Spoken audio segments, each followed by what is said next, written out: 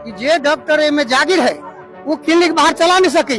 ओकरा ध्यान पर है क्लिनिक पर अये पेशेंट के मार रहा है ओकर क्लिनिक बंद हो पड़ले अनि तो जागिर से जाय पर्ले यहाँ चाहिँ डाक्टरहरूले चाहिँ पेन डाउन गर्नु भएको छ कुनै पनि डाक्टरहरूले चाहिँ उपचार गरिराख्नु भएको छैन बिरामीहरू आउनु भएको छ यी चर्को घाममा चाहिँ उनीहरू यसरी चाहिँ रुकिरहेछन् पुरिरहेका छन् तर डाक्टर भनेको डाक्टर छैनन् यहाँ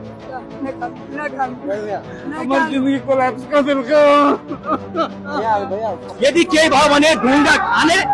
ढुङ्गा हान्ने जनताहरू हुन्छन् ढुङ्गा खाने यिनीहरू हुन्छन् आँसु ग्यास प्रहार गर्छन् लट्ठी चार्ज गर्छन् र त्यसपछि प्रहरी प्रशासन राम्रो भएन सिस्टम राम्रो भएन हजुर सिस्टम राम्रो भएन तर हमरा पत्नी के कथी के चले तू सरकारी में करेबे त एहने होतो सुन कायल खुमा की बात है अत के सब जते भी डॉक्टर है सब है लठैत रखने होता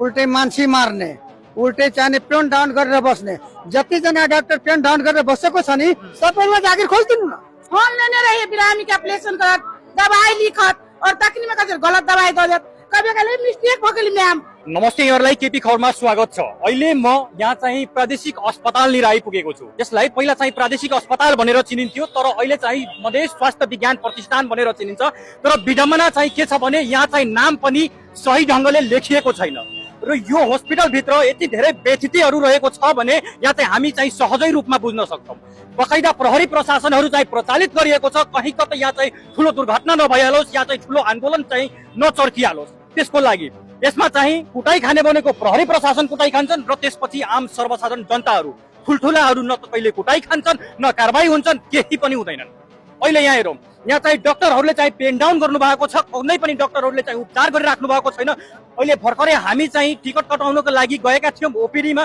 त्यो पनि अहिले बन्द रहेको छ र बकाइदा चाहिँ यहाँ चाहिँ नेपाल प्रहरी र सशस्त्र प्रहरीहरूलाई यसरी प्रचालित गरिएको छ र आम सर्वसाधारण जनताहरू यसरी मारमा परेका छन् विभिन्न ठाउँहरूबाट आएका आम सर्वसाधारण जनताहरू उनीहरू उपचार गराउनका लागि आउनु भएको छ तर उनीहरू उपचार बिना नै यसरी चाहिँ कुरेर बसिराख्नु पर्ने छ कति कराइल छ इलाज करवाए भेले इलाज नहीं भेले केला नहीं भेले डॉक्टर के वजह से डॉक्टर न है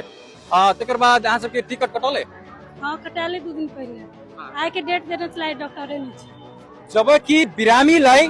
आजको डेट दिएको थियो तर आज चाहिँ डाक्टरहरू पेन डाउन गरेर बस्नु भएको छ इन केस कुनै पनि बिरामीको यदि ज्यान गयो भने या त ज्यान जाने चाहिँ अर्कै कुरो हो हामी तपाई मानौं उनीहरूले आफ्नो कामहरू छोडेर आएका छन् ताकि इलाज होस् तर विडम्बना यो चाहिँ प्रादेशिक अस्पताल हो मधेस स्वास्थ्य विज्ञान प्रतिष्ठानमा यसरी चाहिँ डाक्टरहरू पेन डाउन गरेर बसेका छन् र यहाँ चाहिँ आन्दोलनहरू भइरहेको छ यहाँ चाहिँ आखिर जे भयो अस्तिको जुन घटना छ एकजना सुत्केरी आइमाईलाई जुन गम्भीर अवस्था भयो त्यसपछि हिजो चाहिँ 2 जना डाक्टरलाई तपाईको 2 जना